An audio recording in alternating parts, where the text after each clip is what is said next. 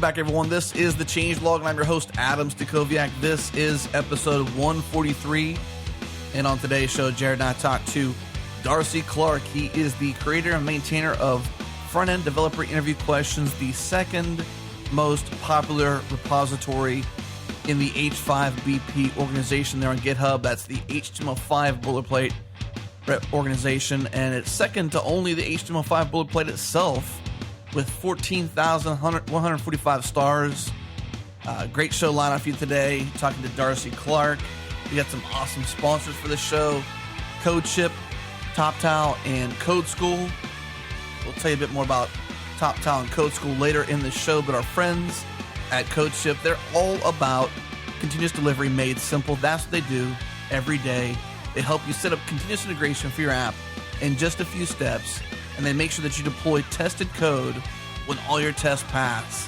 CodeShip is based on usability, so everything is designed to be as easy to use as possible. And in fact, CodeShip recently listened to feedback from their user base and redesigned the entire application to include new usability improvements and made it even easier to use. They've got great support for lots of languages and test frameworks. They integrate with GitHub and Bitbucket. You can deploy to cloud services like Heroku and AWS.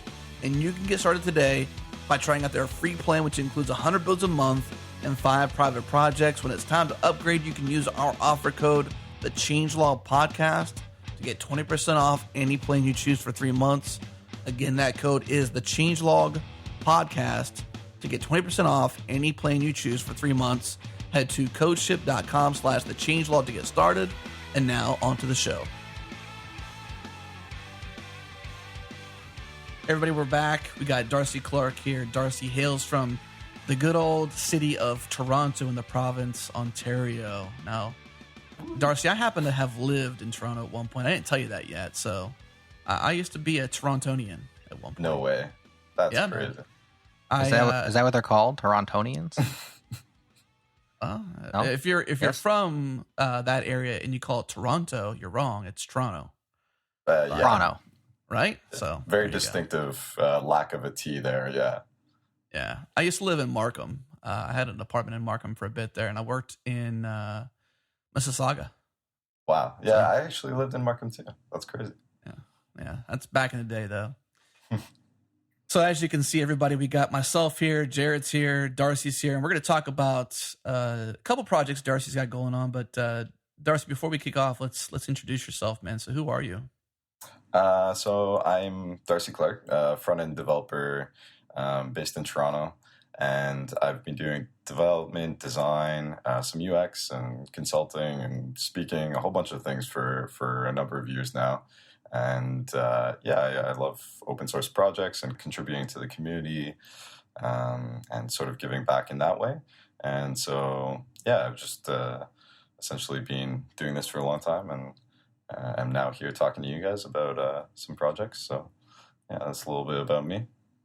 Yeah, so we caught up with Darcy because on our fabulous radar, and actually in Weekly, we're going to ship Weekly to tomorrow, but this is recorded in the future, and you'll hear it in the past, so it's kind of weird to tell you when it'll come out. But long story short, we found on the HTML5 Boilerplates organization there on GitHub a repo called Front-End Developer Interview Questions. So we thought that was super awesome. It's a list of helpful questions for front-end people that are interviewing potential candidates and maybe even testing yourself, or if you're a front-ender out there and you're thinking like, well, I can probably answer some of these questions or I can't, at least gives you some waypoints of what you do and may not know. So we thought this would be a great time to either have this conversation ourselves, me and Jared, or invite you on if you can come on, and luck be the draw. We got you on the show because here you are. Yeah, it's a quick turnaround, that's for sure. Looks like we're not the only ones that think this is a pretty cool repo. 14, highly popular. 14,000 stars, 2,100 forks, 119 contributors. This is pretty popular project. How'd you get involved in it? So I actually kicked it off back in early 2012, I think. I was being asked by a lot of my friends to help prep them for interviews. Specifically, my friend Wes Boss was going to interview at Google, and he was looking, for some help as far as, resources that would give him some insight into what they might be looking for. And I'd been around for a long time, even at that point, and I've been through my share of interviews and technical interviews. So I was helping him and I think 2 or 3 other friends sort of prep for interviews. And so I got a list of questions that I sort of was giving to each one of them. And at the same time, my friend Paul Irish actually started another conversation with some community folks like Alex Sexton, Adam Sontag, Mike Taylor, and they put together a document that wasn't made public. It was sort of like a scratch pad of interview questions that they also thought could be helpful. And I think they were using it sort of in the private. So I initially sort of reached out, saw that, cleaned it up a bit, and actually 3 years, as of Monday, 3 years ago, I posted a blog post with that document, and that's sort of how everything got kicked off. So wow, 3 years. That's crazy. So when you first started it, I went back in time and saw your commit was the very first. So obviously you're the starter of it. But what was it like back when you first started the repo itself? Like, what kind of questions were there? There's several now, but what were you skimming across at that time? So there was a whole bunch of, it was kind of like a conglomerate, like everybody just had put together their thoughts on what they kind of thought would be interesting. And you can actually see the original version if you go to my blog, darcyclarke.me, and you search around, you can actually find the original blog post. And that actually has the original form of that question. I called it a questionnaire at that point. And a lot of people took it literally, like they were going to have to answer every single one of these questions in an interview, which was not the case. This was supposed to be just a resource. But yeah, there was a number of different things in there. Originally, we even had some answers. There were a lot more jokes. It was kind of more funny. Some of the contributions from some of the other guys had put in some extra things. Like I think people were saying like bonus points for things. So it was a little bit more lighthearted, but at the same time, it was also a lot more rough around the edges, which wasn't necessarily a good thing. So you said Wes Boss, this sort of keyed around the time whenever he posted a blog post about what he learned interviewing with Google. And this is sort of, was it something you were working with him on, or paint that picture for us? He had just reached out to me. We're really good friends. And so he had just reached out to me and asked me to sort of give him some resources or some tips and sort of try to do like almost like a fake interview with him. So he was just trying to prepare himself for that Google interview, which he later wrote a blog post about his experience going through that. And there was a few other people that had asked me to try to give them, advice or give them, prep questions that I would ask. And then I had actually asked other interviewees that I had come across in my time as more of like a manager at digital agencies that I had been at. So that was sort of like where my head was at. And there really wasn't anything like this, any resource that sort of, basically combined everything that you kind of should know or you should be prepared for going into sort of a job interview for a front-end developer position. So yeah, that's sort of where it was at. And that was kind of my take on it too, was like, it's not so much only for the interviewee, it's also for the interviewer. It's also for the interviewee, because it's sort of this, this hit list of what you may or may not be asked, for one, or preparatory to get to a point where you could be interviewed using something like this, and just sort of find out, almost like waypoints, figuring out what you do and don't know well enough to go into a front-end developer position, or it's at what degree you're ready for, a senior position, a junior position, or a green position, for example. Yeah, it's sort of a catch-all. Like it definitely covers, the audience that it covers is probably like threefold.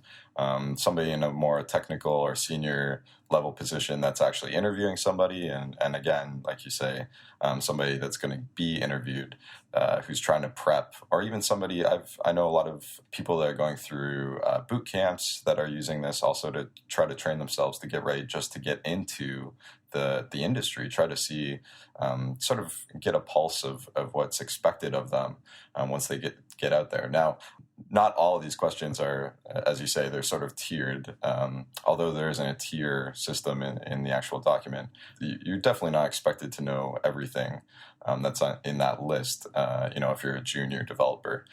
But I think it's really good, a good resource for people to go and see what they maybe should be researching or learning a little bit more. And I think it just asks the right questions, essentially, to kind of make a half pun. But yeah. I'm reading through some of these, and web developer myself, both front end and back end, and I've been around the block a few times, and there's definitely ones in here where I'm like, man, I know what that is, but like, how to articulate that in a way that would be impressive, like that's not going to immediately come to me. So there's definitely some good questions in here. I kind of have a thought about front end developer in general, like the term, the role, the changing landscape that we find ourselves in.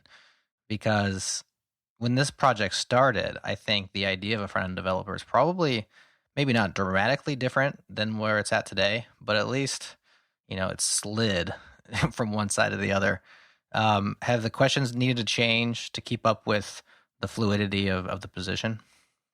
Yeah, 100%. We definitely made it a lot more objective. Like we got rid of any kind of answers that were in there. There's definitely a focus more. We had up until a few weeks ago, I think we still had questions that were specific to like jQuery, and we didn't think, sort of as an organization and the people that are helping to maintain this project now, we don't think it's a good idea to essentially point out one library over another. Essentially, we would get into a position where we'd be fraught with just an abundance of different frameworks that we have to sort of support and say, these are the questions for Angular, and these are the questions for Ember, and all things like that. So we tried to get more library agnostic and framework agnostic. So it's definitely matured. The document's definitely matured, and the questions have matured. And you can definitely see that it's more focused to concepts, or it's trying to be more focused on concepts. And I think the goal here is to try to always have a question be more open-ended, so that it can be sort of left up to interpretation a little bit, and that the interviewee or the person on the other end can sort of get a chance to talk a little bit, and hopefully it starts a discussion if that's what they're using this document for, which is to actually interview someone. Hopefully it starts a discussion between the two people in that room, or on a phone call or wherever they are. Yeah, I think it's wise to remove, implementation details as much as you can. Obviously, when you get to the JavaScript questions, like we're going to use JavaScript. Whereas probably back when you started with it, it was probably pretty safe to like assume, well, it's just going to be like jQuery oriented questions, because that was such a dominant tool at the time. And the landscape is really diversified with the different frameworks and libraries that are available. But yeah, that original blog post has jQuery specific questions in it, whereas like the current state now has that removed, like you said, agnostic towards a particular camp. Yeah, I didn't think they were that useful anyways. They really didn't add much value.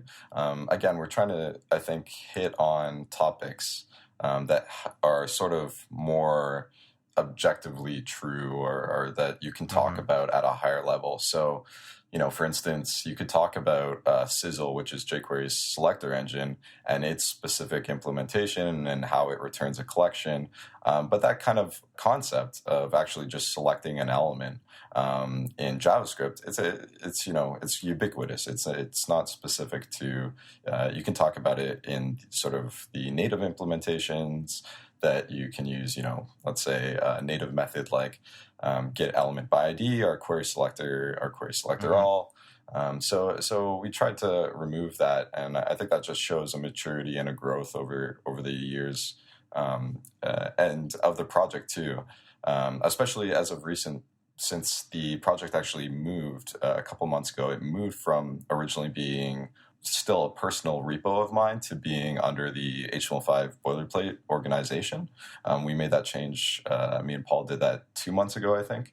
And there's been a huge influx in contributions, and it's definitely matured. Even in the last 2 months, it's exploded. So let's talk about that part there 2 months ago then. So what was it like merging a personal project into an organization? And then if you can recall, what were the I guess the stats at that time, like forks and watches and stuff like that, the stars? Yeah, I mean, it hurts a little bit. It definitely takes you down a peg. At the time, over the last 3 years, I think we had got about 9,000, close to 10,000 stars. We had still had the 25, I think we're past 25 language translations, which is amazing. I think that's probably the best, that's the best stat for this project, is the community involvement that we got worldwide, and people adding resources in their own dialects was great. So we had, I think, 25 language translations, about 10,000 stars over that 3-year span of it being repo associated just with my name. Although I've always tried to keep liner notes for the original contributors for the other sort of documents that were running around 3 years ago. But yeah, essentially we went from that, and 2 months ago we made the ownership, or we changed ownership to the HTML5 Boilerplate organization, and we saw a huge influx in traffic, lots more visibility. We've got, I think, another 4,000 stars since then, so we're now up to 14 or 15,000 stars and 2,000 forks or something crazy like that. Tons, over 100 contributors, which is another great stat. So it's seen a lot of. I think it's the second most starred repo for the organization, after obviously the HTML5 boilerplate projects. So that's huge, man. I mean, yeah, 14,048 stars, 2,126 forks, 119 contributors. That's definitely not a stat to shake a stick at. And to tee off what you'd mentioned about localization for languages, a post recently from Michael Rogers, who was recently on the show for IOJS. He has a post out there called "How IOJS Built a 146-person, 27-language localization effort in one day." And one thing he talked about was how he traveled to Korea, and how there's a Node community in Korea that was sort of hidden, I guess, to the rest of the world, because they sort of operate in these sort of localization silos that don't really go beyond their language. And so having the localization that you've gotten already with multiple languages is pretty huge.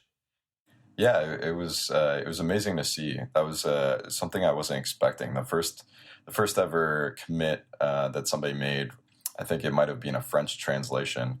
I had no idea how I was even going to handle that, or what that was going to look like. The fun thing about this project is it's essentially just a markdown file.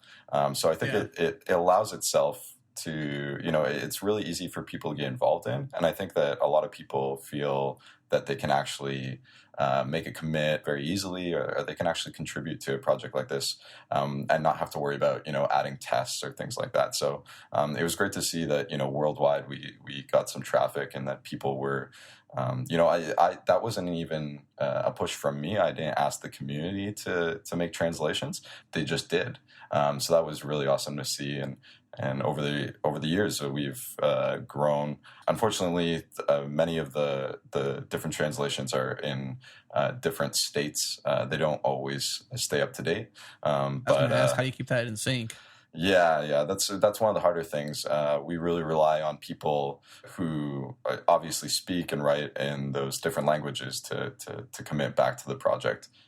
So, and now a word from our sponsor. TopTal is the best place to work as a freelance software developer. If you're freelancing right now as a software developer and you're looking for a way to work with top clients on projects that are interesting, challenging, and using the technologies you want to use, TopTal might just be the place for you. Working as a freelance software developer with TopTal, your days of searching for high-quality, long-term work and getting paid what you're worth will be over. Let's face it, you're an awesome developer and you deserve to be compensated like one. Joining TopTal means that you'll have the opportunity to travel the world as an elite freelancer. On top of that, TopTal can help provide the software, hardware, and support you need to work effectively no matter where you are. Head to toptal.com/developers. That's TOPTAL.com/developers to learn more, and tell them the changelog sent you. You mentioned that it's just a markdown file. Any plans to take that and turn that into an actual site that's got some design behind it, and put some form to this function? Sure. We haven't really thought about that. I never thought about that at all. We posted so there's a GitHub page website. Basically, it's just a rendered HTML CSS version of the Markdown file. So it's not much more than that. But yeah, there hasn't been a talk about that. That's a good idea. I might do that now that you suggest that. Well, the README is great. It's accessible, and you got the anchored headings and things like that. And it's clearly you've got 14,000 plus stars on it, so that's not holding you back. I think that it becomes a destination once you put a URL to it and some design to it, and sort of takes on its own life. Though I don't think it's required. You've got sort of this sync issue with localizations, but then it also provides a potential issue for the site, whereas maybe your site can only support English, but that's not going to scale well. I mean, you're going to want to support maybe a subdomain per language potentially, or at least a slug on the URL or something like that. Yeah, for sure. It's definitely something I'll take into consideration. It's probably a good idea to do something like that, especially because we made this transition and it's now part of the HTML5 boilerplate. It definitely feels like it's got a lot of energy behind it right now, and obviously we're talking about it today. So yeah, I think that'd probably be a good idea. It may make it even that much more accessible to people. So yeah, I like it. Seems like there's an interesting dynamic when we all struggle and try to manage open source projects. And there's a common conversation that we have with people is just managing community, the demands it puts on you as a maintainer. You said slightly different when it's, basically prose. You manage the English ones and I guess you just hope those translations stay accurate. Or maybe you have a checksum system or something that you can do with a second set of eyes on the translations. But any interesting struggles that you would have, semantic arguments perhaps, managing a text document in an open source community as opposed to a software project? Definitely. We try to be objective, and I've definitely been sort of the overseer or the guardian of the document and the questions since its inception. So it comes into question a lot of times, whether or not I have to question myself, whether what are my intentions, if I agree or disagree with somebody. So I always have to be. It's essentially the worst kind of open source project you can ever create. There's a ton of politics around essentially language. It's like essentially this document is like a high school English assignment with over 100 group members, and they all have differing opinions, and there's a ton of different subjects that you need to talk about. And it's definitely the worst kind of open source project for that. But yeah, I try to stay objective. There's been a few times where you obviously have to tippy toe and try to work with the community, and maybe the best thing that I've been able to do is garner support around my opinion on what should or shouldn't be added, or why I think that phrasing should change. It's really funny, like I never did that well in English in high school, but now I'm essentially talking to people about their grammar and the phrasing and the tone of questions and sentences, and it's really funny, the kind of problems that we have in a project like this. So yeah, we've faced some interesting problems with this compared to a typical open source project. What about just crazy off the wall questions? You ever get somebody submit something that you think, what are they talking about? Or is it all pretty tame? I think the worst stuff is maybe topics or discussions we've already had in the past, or times when I've had to, guide people in the right direction, or just let them know our stance on things. I don't say that we don't get too much stuff in left field. And I would never want to point anybody out. But yeah, over the years, we've had some interesting people. When it first released, the document actually got a lot of traffic on Reddit. And there was a lot of people that were saying that they we were better off without something like this, and they were, sort of bashing the project, or bashing this, even this idea of having a list of interview questions. And so that's why I actually initially put this into a GitHub repo, because I was hoping that somebody like that would actually just make a pull request that deleted the entire document. And if it got enough traffic, or if enough people like gave it thumbs up, then I would have just, scrapped everything, and we wouldn't be where we are today. But those people obviously didn't come and contribute. So I haven't faced anything super odd quite yet. But anytime somebody tries to add an answer, I know that it's all well-meaning, but that's probably the hardest time for me, is to tell somebody that, this project isn't about giving everybody all the answers, and it's more about making people think and, asking themselves whether or not they know how they would answer a question like, the one that's there in front of them. So you can't turn over the sheet and see the answers. No, I've had a number of HR people, recruiters email me asking. They were the answers. They asked me for the other document. They're like, "So where's the other Markdown file?" Yeah, that's just the worst. That one's for sale. Yeah. Ooh, business model. The funniest thing about the document is that it's been around for 3 years, so I've obviously had at least 1 or 2 interviews between when it came out and as of today. And I've actually had people over the phone be looking at the document, asking me questions from it. So that's pretty funny. That's awesome. Yeah. It's good to see the circle life come back to you then. It's really funny to hear the realization on the other end of the phone. It's like, wait a second, you're the guy that, okay. Oh. I see. Yeah, this is your project. So does that automatically get you hired then, since you essentially helped write the document? No, I struggle to, as anybody does, I struggle to come up and communicate, my answers, so I think that the best thing that I hope these questions do is obviously start a discussion, and the smart people will get the jobs. But yeah, I don't automatically get a buy or a pass. So what you need to say when you get somebody asking one of your own questions, you have to just say, "No, see, you're asking it all wrong. You're supposed to ask it like this." Then you get the job. Yeah. And a key thing there is that they're not my questions too. They're definitely that was one of the big things too. I talked to Paul a couple times, and we had actually meant to make this HTML5 Boilerplate project I think over a year ago.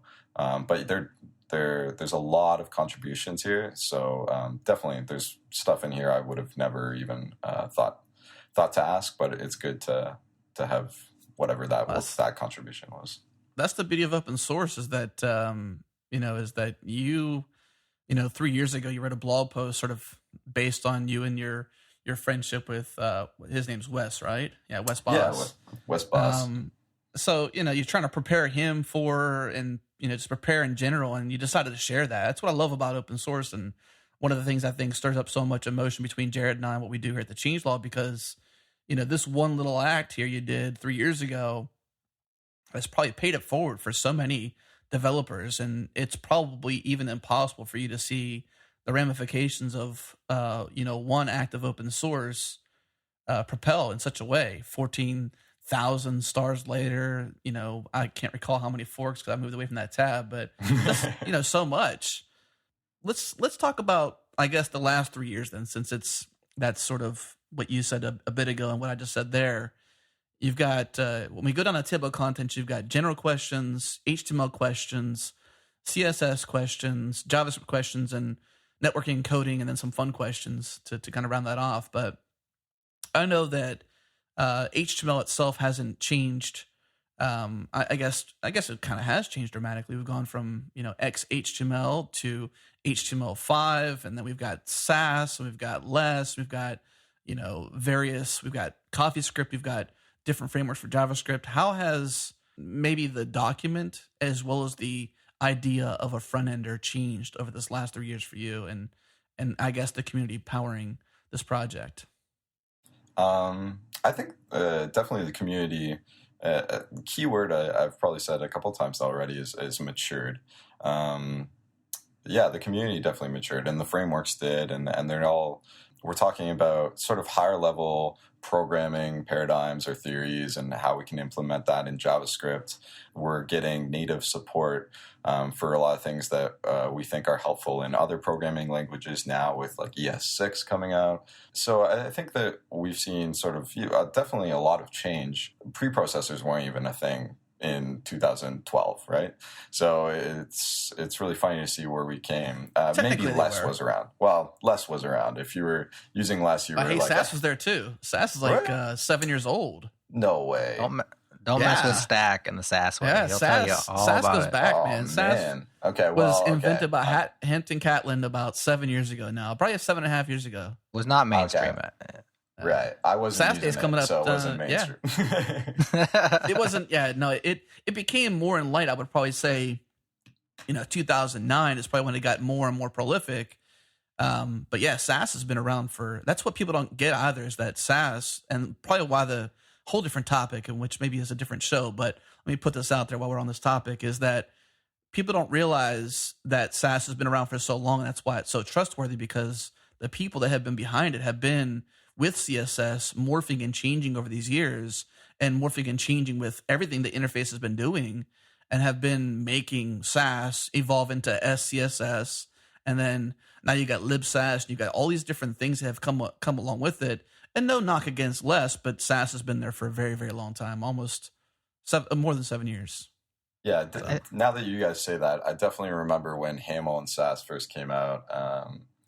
And it was, I do remember it was a long time ago, and I guess my brain is being fried by all the framework sort of wear and all the new preprocessors. Yeah. I think it's safe to say that in 2012, unless my timing is totally off, I think in 2012 we could say that front enders were still debating whether or not preprocessors were a good idea or not.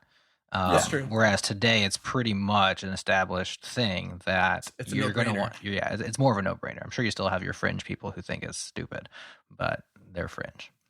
Yeah, and I would say single-page applications weren't like as big. We might have been using hash banks back then still, or you were writing your own framework to do routing and things like that. And now, obviously, we've got a huge variety of libraries and tools now. But again, those kinds of things I try not to, and we try not to talk about in this project. We talk about the concepts they bring up, right? Like routing and the history API or something like that. We talk about data binding and things like that are more global and can be applied across any framework or any framework probably would need for building single page applications. But that's definitely something that's changed in the last 3 years, is seeing that. And we don't have a lot of questions about testing, which I would love to see more of. And I think that's definitely something that the community has embraced in the last 3 years, is testing your code and writing, modular code. I think we could do a better job at applying sort of TDD questions in this document. So that's maybe something that somebody can make a pull request for. Do you think it's safe to say that the breadth of knowledge that's expected of front enders has increased over time? Oh, yeah, for sure. Oh, yeah. Was that too easy? Too easy of a question? Yeah, that was... That's it. I had to struggle with that one because I knew his answer, because, it's... Is it ever going to contract? Dramatically. Will it ever contract? Will it ever get easier? I think that there's definitely been specialization. I think there's a lot of people that might be doing back-end JavaScript work now, because Node and IO have got to a point where people trust them for production. So I think that there might be people branching out and getting more specific in their roles in what we would have considered front-end development realm or lives. And I think that you see designers, the term designer in our industry has sort of changed too. So that designers are now expected to code, so they might know HTML and CSS, and they may be able to design right in the browser, right? Build experiences right in the browser. So I don't know if the term front-end developer, I don't know if we're ever going to be asked less of. I think there's always going to be more that we're expected to know. And it's very hard because you straddle the line of you want to make a performant website. So how, you need to understand, protocols. You need to understand the backend APIs you're hitting. Maybe you work with that backend developer to develop those APIs you work with and things like that. So you really have to understand the full gamut of what it is to build a website and how that website, gets cached on people's laptops and on their phones and how it gets distributed worldwide on the internet. So it's very interesting, what's expected of us. And I don't think that there's any less or will be asked any less in the future. It's just a growing batch of things we should know. Well, that's definitely one area where I haven't paid a ton of attention as a front ender is the networking side of it, the performance side of it. And that's where I think you begin to blur and cross the lines of, and not to put it and to use words or language like just as if it's not good enough, but when you're just someone who writes HTML or CSS or SAS or HAML, to crossing the lines to being more developer speak when you're talking network and talking protocols and, multi-domains and just performance stuff. But that's a different topic. So Jared and I wanted to close the call to turn a couple of questions on you. Would you mind if we pulled a couple of our favorites out and asked you a couple of questions? Sure. Yeah. Yeah. You're on the hot seat. You're on the hot seat. You can't say no. Okay. Jared, take the first one. I got one too. Oh, you want me to go first? Yeah. All right. Well, I'm going to start off easy because Adam's the mean one. So I'm going to start you got categories. I'm going to start in the fun questions. So here you go. What's a cool project that you've recently worked on? So I recently worked together with a digital agency. I don't know how much I can say about it, but we launched a project for the Grammys for a very well-known card company. And we essentially did facial recognition using the CLM tracker. CLM, if you guys have heard of that, it helps you detect like someone's face in either through a webcam or video or even from like any sort of image data. And from there, we actually generated a custom unique song based on your face. So your face, you basically take almost like a selfie, or you can use your webcam, and it generates a unique song for you. And that was probably a pretty cool project that I just finished up. That does sound cool. Is the CLM tracker, is that an API or a library? So CLM, I think, is an algorithm. If you look it up, okay. CLM. Yeah, if you look it up, I think there's some MIT papers around it, and I forget the developer who worked on the JavaScript implementation, but it's been around for a little while. And it's essentially like a JavaScript library that you can use and just apply it to any kind of like input that you would get from either like get user media, get like somebody's webcam, and you can find the data points of a user's face. So you can find like their nose, their eyes, and it will like sort of track where that is. So that was pretty cool. That was probably cool. What was that project we recently linked up in Weekly, Jared, that did this? I think it was actually on the blog. Yeah, that was a jQuery plugin that does face detection. So possibly using this technique, but specific for jQuery. That project caught my eye because he was using Anchorman as his. Yes, he's detecting the Anchorman faces. I was like, oh, I got to link that up. But yeah, Adam found the JavaScript one CLM tracker, so we'll link that up in the show notes. Interesting. Sounds like a fun project. Yeah, it was a lot of fun to work on. Worked with a lot of really smart people that did a lot of the WebGL stuff, the animations, and also worked with another great company to get all the sounds done. We sort of did all the wiring and the framework behind actually presenting all that. But yeah, it was a good project. Cool. And now a word from our sponsor. It is time to put the programming books away. Put them away, put them down, and learn by doing with Code School. Code School offers a variety of courses to help you expand your skills and learn new technologies such as JavaScript, Ruby, iOS, Git, HTML, CSS, and many more. Code School knows that learning to code can be a daunting task. They combine experienced instructors with proven learning techniques to make learning to code educational as well as memorable, giving you the confidence you need to continue past the hurdles. They're always launching new courses on new technologies and offering deep dives on tried and true languages. So if you don't see them you need, suggest a course and they'll build it if there's enough demand. Code School also knows that languages are a moving target. They're always updating content to give you the latest and greatest learning resources. You can even try before you buy. Roughly 1 out of every 5 courses on Code School is free. This includes introductory classes for Git, Ruby, and jQuery, which allow free members to play full courses with coding challenges included. You can also pay as you go. 1 monthly fee gives you full access to every Code School course. And if you ever need a breather, take a break, you can suspend your account at any time. Don't worry, your account history, points, and badges will all be there when you're ready to pick things up again. Get started on sharpening your skills today at codeschool.com. Once again, that's codeschool.com. Well, this one here, Jared said I'm mean. I don't know if I'm being mean here when I ask this one. I think this is a good one for anybody who officially likes CSS. And if you put your hand up, you're somewhat crazy and adventurous, but I met a guy once. Not everybody loves CSS, so it sort of gets this bad rap. But it's a labor of love when you write CSS, whether you're writing Sass, less, or whatever. But just understanding the cascades. The question I want to ask is around the C in CSS and what it stands for, which is cascading. And the question is, officially, this is the question. The C in CSS stands for cascading. How is priority determined in assigning styles? And give a few examples if you want to. And then the follow-up question to that is, how can you use this system to your advantage? So talking about the cascade. Okay. Let me try to find that question. Is it actually in this document? Are you guys just pulling out of this document? You guys are crazy.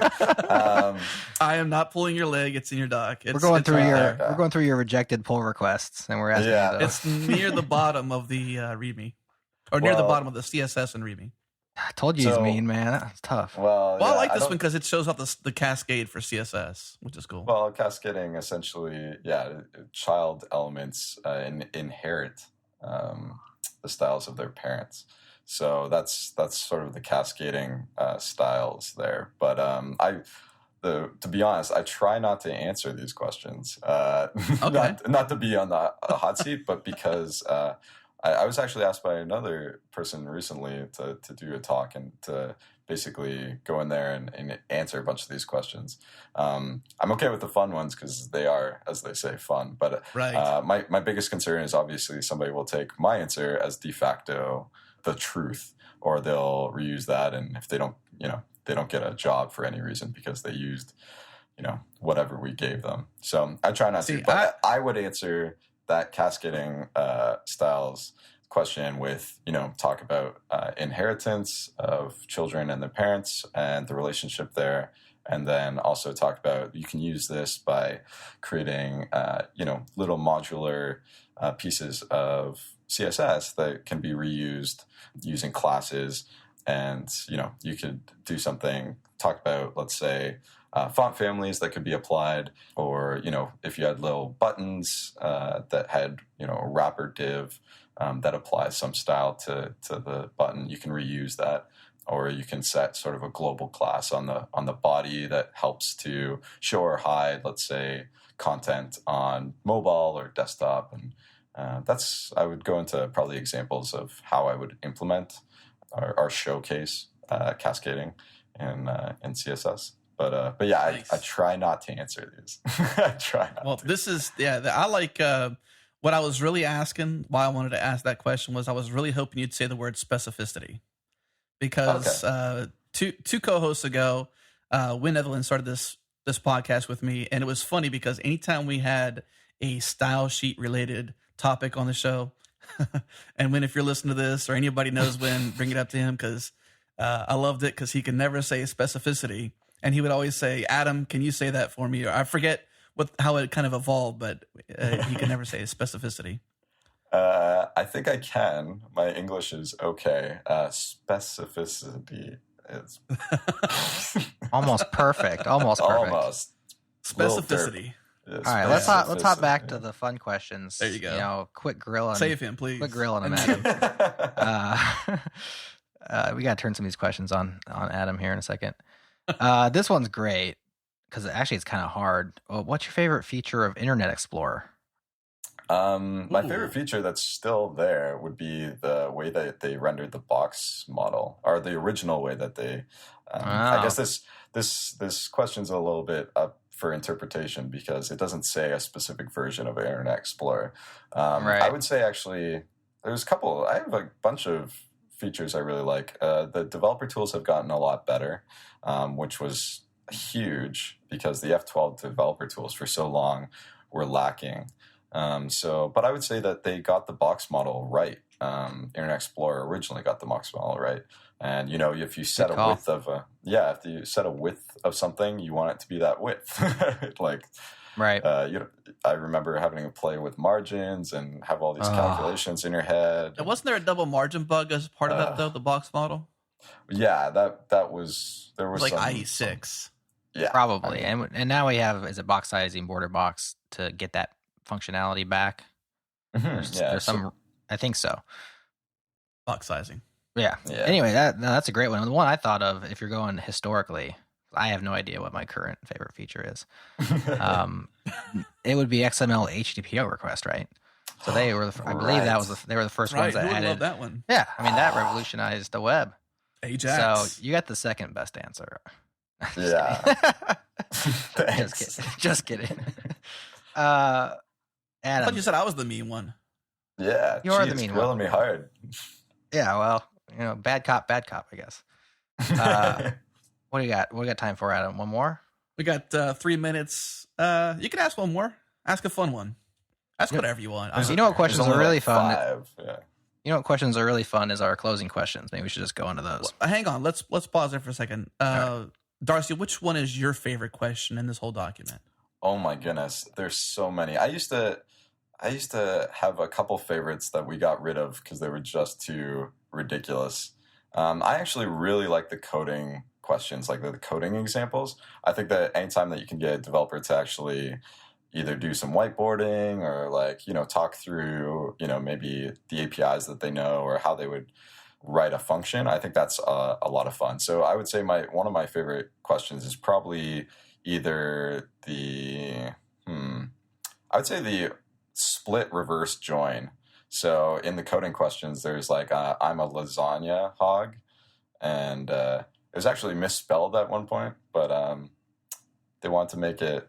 I think somebody wanted to make it like race car, so it was like the same thing, forwards and backwards. But I really like this because I would actually probably follow this up with how would you reverse a string? Not actually show them how to do it, but how would you reverse a string and see if they would know that there's a method, a native method to reverse a string, or see if they were concerned about the order in which the characters came in, things like that. I think are really valuable. Show some psyche, some nature behind their thoughts.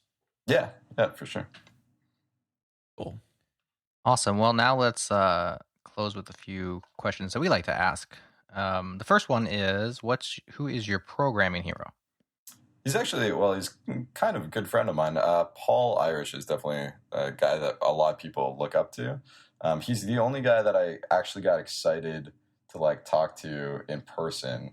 Really got giddy, and we had lunch at the Google offices years ago when we first met in person. And he was definitely a big inspiration for the work that I do in open source and how I feel about contributing to the community.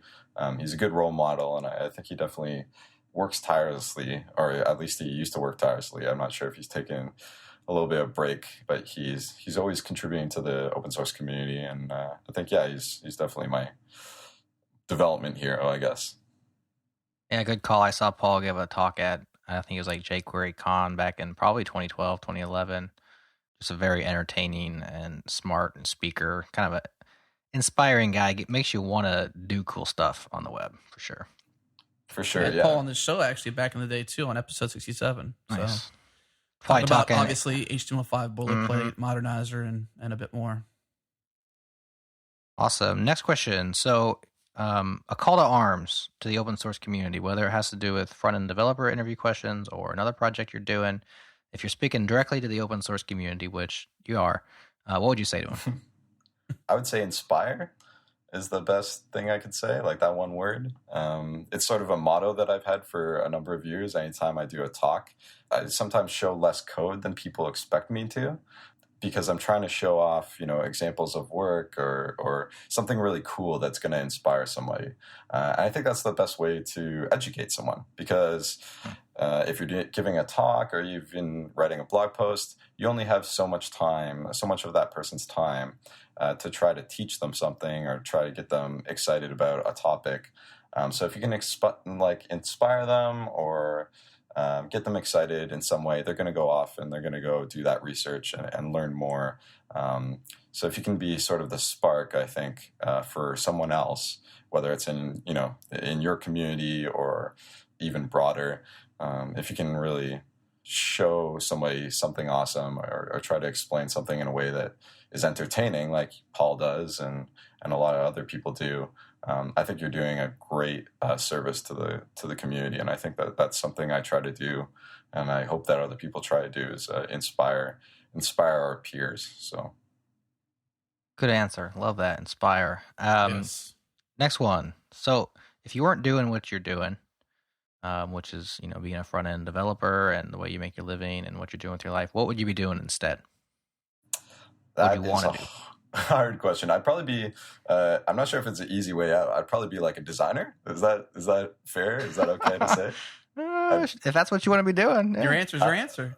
Okay, well, I'd be a designer or I'd be a marketer. I thought I might want to be an accountant or a math teacher at some point, but there's no way I was going to look at ledgers all day. So yeah, I think I'd probably be a designer. I actually went to a performing arts high school and majored in graphic design. So I really like design. So yeah, I would probably be a designer. Awesome. All right, last question. I don't think we pulled this one out for a while. Okay. And that is, what's something that's on your open source radar, a project that has you excited or has inspired you that you could share with everybody that you're interested in? It's something that I've seen recently, or something that something you've seen or that's on your radar. Maybe you use it and you like it, or maybe you can't wait for a chance to give it a try. Just anything.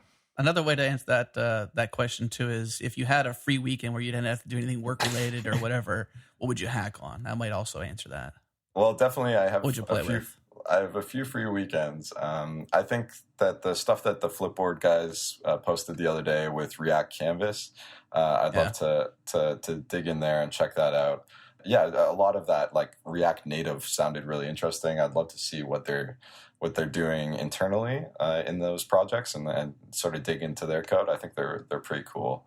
So yeah, those are two that are on my radar. Doing more React is definitely in my future.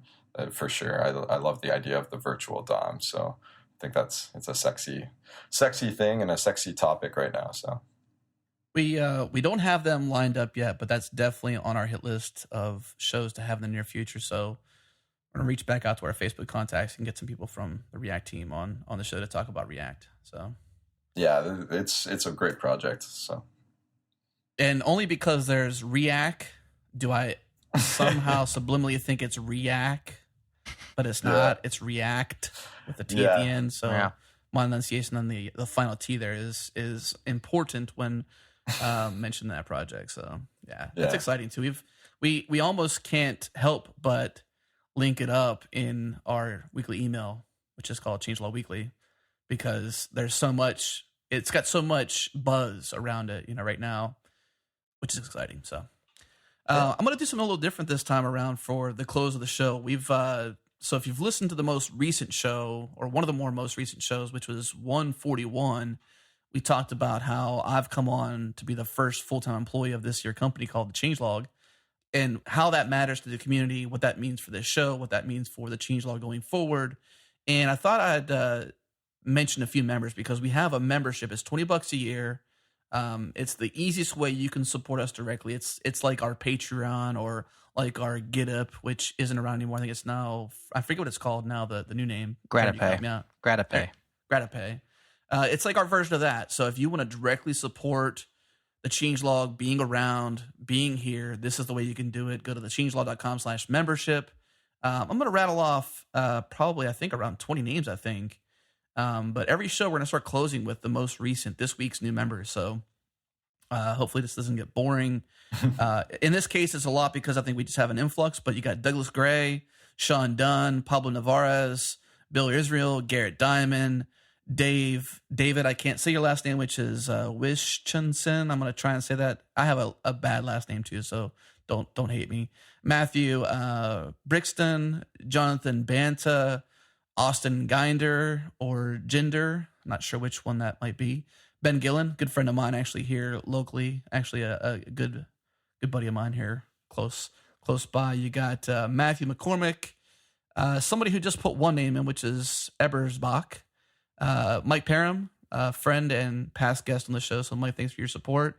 Kyle Mahan, Camilo Payan, and Mr. P. Gomez. So thank you all for directly supporting this show, supporting the changelog. Your support means the world to me and Jared and everybody else who's a part of this. And I'm sure Darcy too, right, Darcy? Oh, yeah, definitely. Of course, right? I'm going to go donate right now since I haven't already. Yeah, it's we got some awesome benefits for our members. We have a members only Slack room, so if you use Slack, which you probably do, we have an open Slack room where we're pretty much sharing all of behind the scenes of the changelog, what we're doing, what's on our radar. You know, it's sort of like as we do what we do, it unfolds, and you kind of play a part of it as you'd like to, or you can just hang out and be idle and just sort of lurk if you'd like to. We don't care, whatever you want to do. But we've got some awesome sponsors for the show too. CodeShip, TopTal, and Code School are our sponsors for this show, so big shout out to them. And Darcy, it was awesome having you on the show, man. Thank you so much for, last minute coming on the show, talking through these questions, and then not minding the good cop, bad cop Jared and I play with asking some questions, man. Pretty cool. Yeah, no problem. Thanks for having me, guys. So for the listeners out there, if they wanted to follow you or follow you on GitHub, how can they follow you? Easiest way to get a hold of me or to check what I'm doing or check out what I'm doing is probably hit up my GitHub page, github.com/Darcy Clarke, or follow me on Twitter, twitter.com/Darcy, just my first name. So, oh, Darcy, nice. Yeah, it's pretty legit. Nobody else had that. That's so cool. Or did you have to go beat somebody up for it? Yeah, to pull some strings.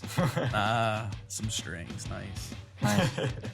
Well, Darcy, it was definitely fun having you on the show. We'd love to have you back anytime you're coming back. We didn't get to mention your DSS project, so maybe we can feature that in this week's weekly, and then have you back on a near show in the future to talk about that. But sorry for that telling there, but let's say goodbye, everybody.